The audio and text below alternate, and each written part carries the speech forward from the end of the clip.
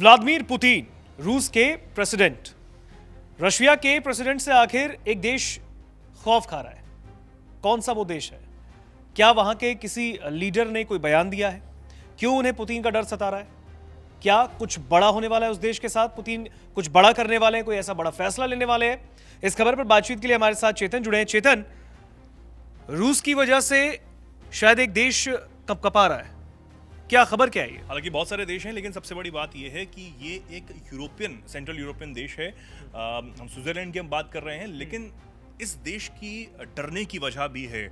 ऋतिक, वो हम आगे जानेंगे, क्योंकि जिस तरीके से राष्ट्रपति पुतिन, रूस के तमाम और नेता, पूर्व राष्ट्रपति दिमित्री बार बार इस बात को कह चुके हैं कि यूरोप को बस जो है वो सबक सिखाना जरूरी है, क्योंकि यूक्रेन वाले मामले में यूरोप बहुत ज्यादा उछल रहा है।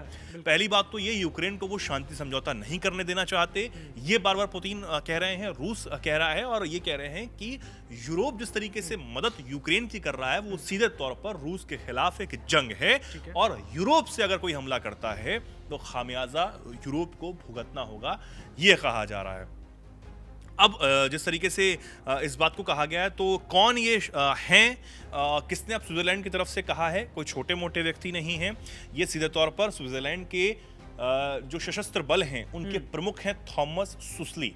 उन्होंने चिंता जाहिर की है, अपना डर जो है वो जाहिर किया है दुनिया के सामने, और ये बता दिया है कि भैया अगर हम पर हमला होता है तो हम कुछ नहीं कर पाएंगे, हम जो है वो धराशाही हो जाएंगे, ये साफ तौर पर कह रहे हैं। रूस की वजह से यूरोप के जो कई देश हैं फिलहाल अपना रक्षा बजट बढ़ाने में लगे हुए हैं। बीते 3 साल से ज्यादा समय से यूक्रेन और रूस की जो जंग चल रही है उसकी वजह से यूरोप में सुरक्षा का खतरा लगातार बना हुआ है। अब किसी को भी ये समझ नहीं आ रहा कि कब रूस के जो राष्ट्रपति हैं पुतिन कब ये आदेश दे दें कि आज यूरोप के इस देश पर जो है वो हमला हो सकता है। हालांकि दुनिया का सबसे समृद्ध माने जाने वाला जो देश है स्विट्जरलैंड, बहुत तारीफें उसकी होती हैं। भारत में कई लोगों के जो सपने हैं कि वो वहां पर जा पाए, घूम पाए, एक बहुत सुंदर देश है। शूटिंग्स होती हैं, कई लोग जाते हैं और देख पाते हैं वहां की सुंदरता। लेकिन जो वहां के सशस्त्र बलों के जो प्रमुख हैं सुस्ली, उन्होंने खतरा जो है वो बताया है खुद के लिए, और जो बयान उन्होंने दिया है बहुत चौंकाने वाला बयान। उन्होंने कहा कि अगर स्विट्जरलैंड पर फुल स्केल सैन्य हमला होता है तो वो खुद को डिफेंस नहीं कर सकेगा। मौजूदा हालात को देखते हुए लगता है कि हमें रक्षा बजट में इजाफा करने की जरूरत है। स्विट्जरलैंड के प्रमुख इंफ्रास्ट्रक्चर और साइबर हमलों से हम निपटने के लिए तैयार हैं, हालांकि हमारे पास बड़े पैमाने पर सैन्य हमलों को झेलने की क्षमता नहीं है। स्विट्जरलैंड के जवानों के पास बड़े स्तर पर उपकरणों की कमी का सामना कर रहे हैं। किसी इमरजेंसी हालात में केवल 1/3 सैनिक पूरी तरह जरूरी उपकरण से लैस होंगे, ये वो कह रहे हैं। ठीक है। साथ ही यूक्रेन युद्ध और रूस की ओर से लगातार यूरोप को स्थिर किए जाने की जो कोशिश है, जो न्यूट्रल होने की बात पर उन्होंने एक बहुत बड़ा बयान दिया है, क्योंकि उनसे जब पूछा गया कि भाई क्या स्विट्जरलैंड न्यूट्रल हो सकता है इस मामले में, यूक्रेन और रूस वाले मामले में, तो उन्होंने एक बहुत बड़ा बयान यहां पर दिया और कहा कि यूक्रेन युद्ध और रूस की ओर से लगातार यूरोप को स्थिर किए जाने की कोशिश के बावजूद स्विट्जरलैंड में सेना की सोच में बड़ा बदलाव नहीं आया, क्योंकि स्विट्जरलैंड है वो युद्ध से दूर है, और हाल के सालों में हमारे पास युद्ध की एक्सपीरियंस भी नहीं है। यह गलत धारणा बनाई गई है कि अगर कोई न्यूट्रल है तो जरूरी नहीं है कि वो सुरक्षित है। इतिहास से हम जानते हैं कि कोई देश अगर न्यूट्रल है और उसके पास हथियार है, उन्हें युद्ध में खींच लिया जाता है। न्यूट्रलिटी तभी मायने रखती है जब उसे हथियार के जरिए सुरक्षित किया जा सके। एक बहुत बड़ा बयान और एक समझदारी वाला बयान मैं कहूंगा इसे माना जा सकता है।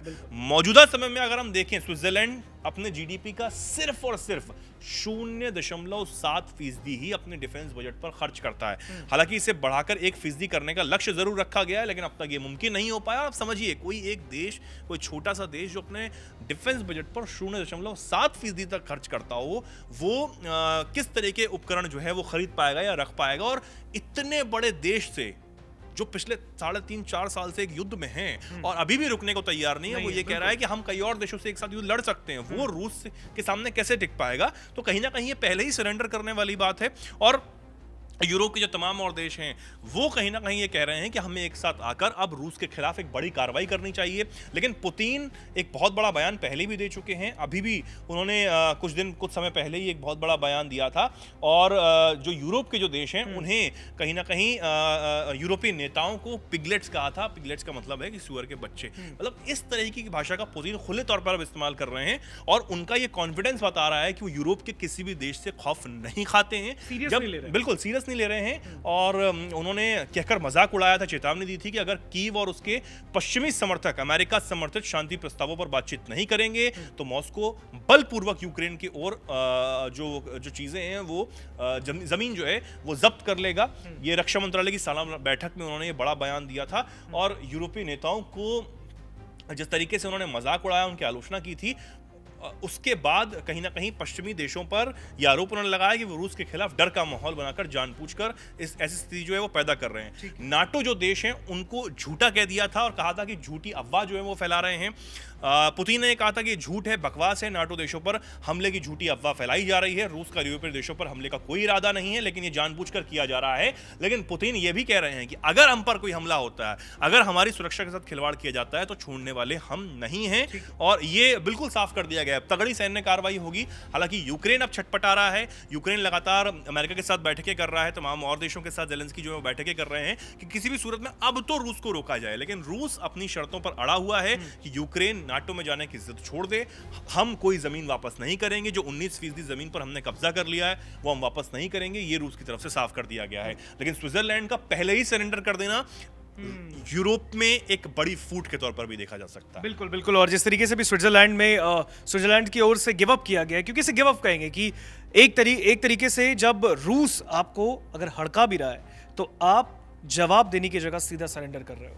बहरहाल इस खबर पर आपका क्या कहना है नीचे लिखे कमेंट सेक्शन में हमें जरूर बताइए।